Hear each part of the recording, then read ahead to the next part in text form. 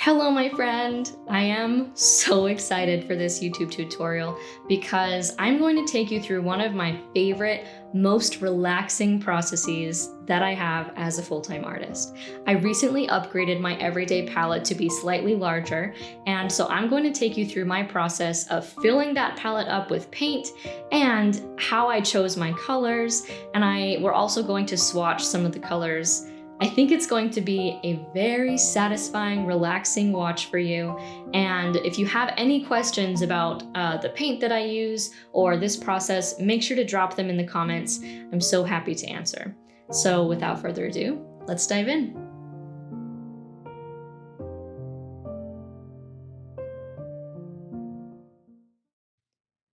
It's here! I upgraded my palette, friend, and I'm so excited to show you this new handmade ceramic palette that I have purchased from Sarah at Sylvan Clayworks. She is one of my favorite ceramic artists, and I can't wait to dig in.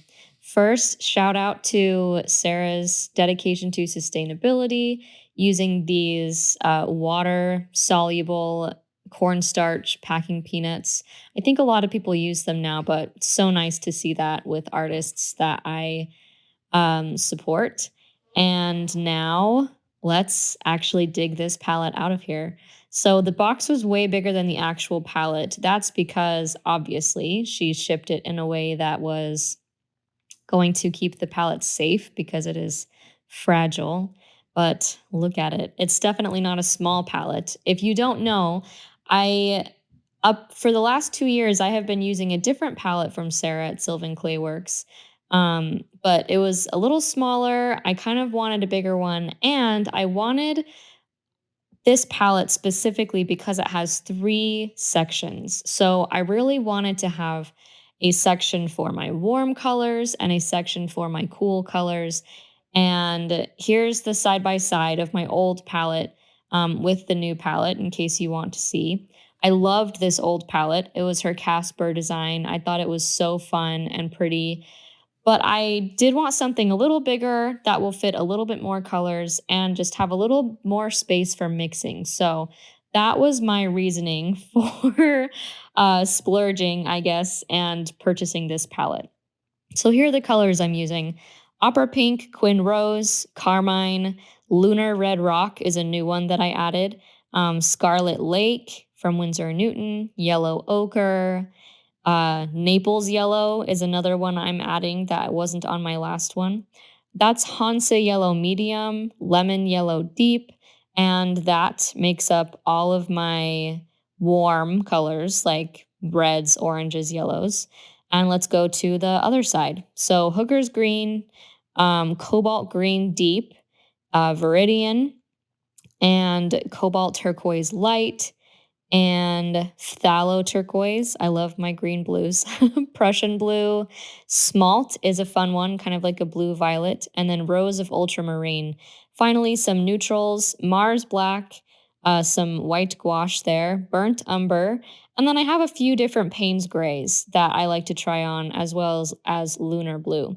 The first green I showed you, I think is called French pale green. Might be called something different, but either way, it's a very thin, a very lovely pale green. So now I'm going to show you some of this palette. It's handmade ceramic, which means it has lots of these tiny imperfections that I think are just so beautiful. And so I definitely wanted to give you a close up before I fill it with paint. I love all of the random speckles. I especially love how white the palette is. It makes it very, very useful for when I want to mix things. Having a very, very white palette just makes mixing so much easier. So now I'm going to start filling the palette. When I fill palettes, basically, I squeeze a little bit of my paint onto the palette and then I let it dry for at least 24 hours, preferably 48 or more. And that's because watercolor is activated with water, right? And so when it's in this paste form, even after it's dry, you can reactivate it with water. And that makes it really handy to create your own little watercolor palettes with whatever tubes you have on hand. Especially if you're filling up a palette like this and you're not sure what colors you know you like to use, I definitely recommend not putting in like a ton of paint. I would probably even recommend doing less paint than I'm doing right now. I'm putting in, a fairly decent amount for each of these colors because I have used all of these colors lots of times before, and I know that I use them fairly frequently. So it's a little bit more efficient for me to put in more watercolor just because I know what colors I'm always going to be using. But if you are experimenting with different brands or with different colors, putting in more, just like honestly, even like a quarter of that amount that I put in those round places, that will give you enough paint that you'll definitely get a lot of use out of it, but not so much that you will begin to feel confined. Because one of the thing about palettes like this is if you put too much of one color in it, like more than you could possibly use because it's a color you don't use very often, then there's a very good chance you're going to feel a little bit anxious, right? Or feel like you're almost wasting space on your palette just because you're using the space with a color you don't use very often. And so, yeah, that's my biggest tip if you're filling up a palette for the very first time. A little bit of watercolor goes a long, long way. And so just put a little in for now while you're trying to figure out what you like. And who knows, you may decide that you actually like filtering out your colors. You actually like not sticking with the same ones over and over and over again. I think that even after I filled up this palette, I remember looking at it thinking, maybe I should have done a little bit less paint just because it could be fun for this palette to kind of try, mixing and matching a little bit more often. But as it stands, I know that I'm going to use these colors. So maybe perhaps I will give you an update in the months to come as I slowly but surely wear down these wells and use all of my paint. So there's my palette before it's dry. I arranged it in that nice, cute little way before letting it dry. I only let it dry for 24 hours, and I kind of regret that. I wish that I had let it dry for longer, but I just was too excited. So now I'm going to swatch out these colors. This is Mission Opera Pink. Mission is a brand of quality colors that I think are known for very, very vibrant colors. So that's why I chose their opera pink this time. And then this is Daniel Smith Quin Rose. Quin Rose is probably my favorite magenta, although I don't know that I would call it a true magenta necessarily. I think a true magenta has a little bit more blue in it, but regardless, it's the one that I like to use the most as my magenta primary color. Then this is Quinn Carmine. Carmine is my favorite red primary color that I like to use. And this is Daniel Smith Lunar Red Rock. I was really excited about this because it's basically like a brownish red, but with a little bit of granulation, a little bit of texture because it's made with more minerals. And so I think that'll be fun to use in different landscape paintings, a color I don't often go for. So this is Winsor Newton Scarlet Lake, probably my very favorite red orange. It's a good one. And this is Daniel Smith Yellow Ochre. The funny thing is, I'm not a big yellow person. Yellow is not my favorite color, but I use yellow ochre so often. So there you go. And then this is Daniel Smith Naples Yellow. Naples Yellow is a color you really don't need because you can pretty easily mix it with some white gouache and lemon yellow. But I like to have it on hand, and I want to see, this was kind of like a test run to see how often I will use it. So this is Hansa Yellow Medium from Daniel Smith. It is a little bit warmer than lemon yellow, a little bit more pigmented, and so that's why I included it next to Lemon Yellow Deep by Winsor & Newton. I lately have been going for Lemon Yellow Deep instead of Lemon Yellow without the deep because that one is a little more granulating and has more texture. It's really pretty and I like it. So this is French Pale Green by Sennelier.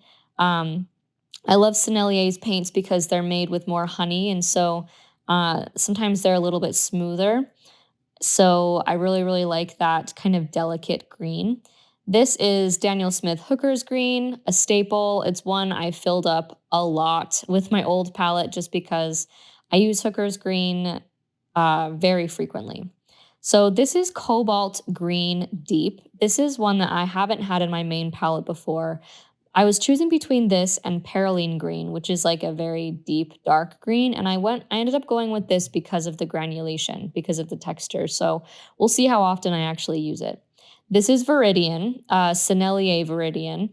I like Sennelier Viridian because of the honey, mostly because other brands of Viridian kind of get way too hard and they're more difficult to activate with water. So Viridian, for the record, is a color I love to use with the ocean to make it more of like a tropical ocean color.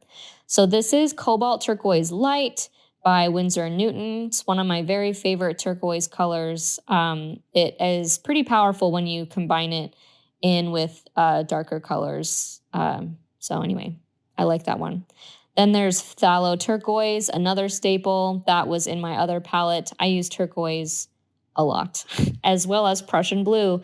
Prussian blue is probably one of the most, honestly, all of these blues I use so often and I fill them up so often, except for Smalt, which is this color that I'm swatching right now. It was a more expensive color, presumably because it's made with a more expensive mineral, and it's this really pretty kind of blue violet color. So I thought it was cool to put next to Rose of Ultramarine, which is more of like a red violet color. So we'll see how often I use these two.